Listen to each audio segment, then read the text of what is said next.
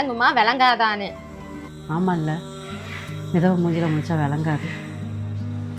நான் நாளையிலேருந்து 10 மணி எனக்கு 11 மணிக்கு வந்தால் கூட நான் நேரத்தில் துணியை துவைச்சி போட்டுக்கிறேன். காலையில் உங்கள் வீட்டுக்கார் வேலைக்கு போனதுக்கப்புறம் நான் வெளியில் வந்துக்கிறேன். என் மேலே தான் தப்பு. தெரிஞ்சுக்கிட்டா சரித்தேன். நிரோஜா, எனக்கு எங்கள் வீட்டுக்கார் தாலி கட்டும்போது அது ஒரு 10 சுமங்கலி தான் அந்த தாலியை கையில் எடுத்து கொடுத்தாங்க. அப்படி இருந்தும் அந்த தாலி என் கழுத்தில் நிறைக்கல. ஒரு ஆக்சிடெண்ட்டில் அவர் இறந்துட்டார். இப்போ நான் விதவையாக இருக்கிறதுக்கு காரணம் அந்த 10 சுமங்கலியை சொல்கிறதா, இல்லை என்ன படைச்சவனை சொல்லவா, இல்லை என் புருஷனை சொல்லவா? தெரில நிரோஜா.